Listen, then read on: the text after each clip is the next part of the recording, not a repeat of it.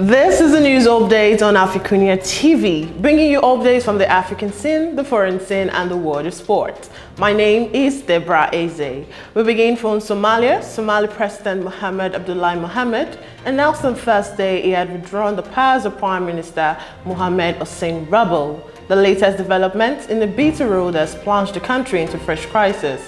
The Prime Minister has violated the transitional constitution, so his executive powers are withdrawn, especially his power to remove and to appoint officials until the election is completed.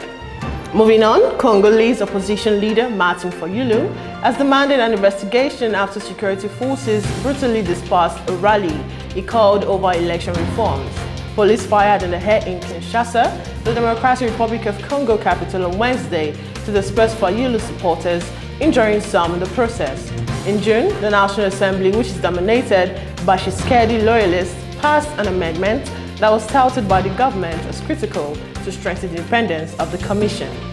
And in Mali, Malian collective Fayulu has hailed a rumored deal between Mali and Russian mercenary group Wagner, a private security contractor which is also deployed in the Central African Republic. Germany warned Mali on Wednesday that a deal with Russian private security group Wagner would call into question its deployment in the West African country as a part of United Nations and European Union missions. And more updates from Guinea. Leaders from the West African bloc known as ECOWAS met in Accra on Thursday to discuss the political crisis in Guinea, described by the chairman of the group as a burning issue in the region. The group has said it will impose penalties on the junta in Guinea unless it immediately releases disposed President Alpha Condé. Meanwhile, in Kano-Niger, junta leaders were set to meet Thursday with mining company representatives on the third day of the special summit to chart Guinea's political future. And in Nigeria, a standard gauge rail being planned from Kano State in Nigeria to Maradi in the Niger Republic is one of the projects the President Muhammadu Buhari plans to fund with the fresh external loans he's asking the National Assembly to approve for his regime. Buhari has asked the National Assembly to approve fresh external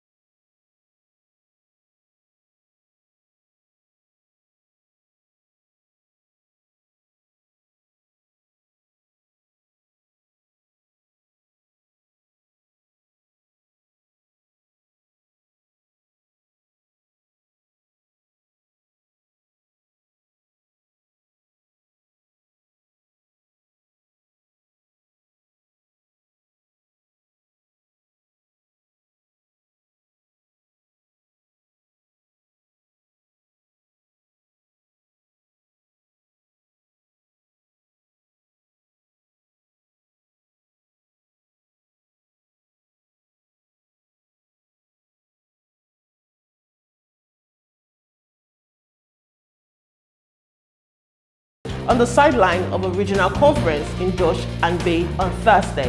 And in more stories, the European Commission launched on Thursday a health crisis body that will coordinate EU spending of almost 30 billion euros to prepare for a future pandemic. The new Health Emergency Preparedness and Response Authority, HERA, will assess potential health threats, promote research, ensure the availability of critical production, and help build stockpiles. And on the sports scene, Oliver Giroud is tested positive for COVID-19. His club AC Milan announced on Thursday as the France forward sit out his country's World Cup qualifiers. Giroud tested positive for the virus after France opted not to call him up for World Cup qualifiers this month. Les Bleus stumbled to a 1-1 draw with Bosnia and Herzegovina on Wednesday in the first of their 3 matches in the international break. And finally, England up to third in the FIFA's men rankings for the first time since September 2012. Scotland and Northern Ireland both move up 4 places. Wales remained ranked 19th. Republic of Ireland dropped to 50th position, while Belgium stayed ranked as the best team in the world by FIFA. This is the first time England have been in the top 3 since September 2012 and have only ever been in the position for 2 months since the rankings were introduced in 1992. And that's it on News Update today. Don't forget to download the Join Team and Pangram app on your mobile devices from Google Play Store and the App Store to stay updated and connected. Once again, I'm Deborah Ezeh. Have a lovely weekend.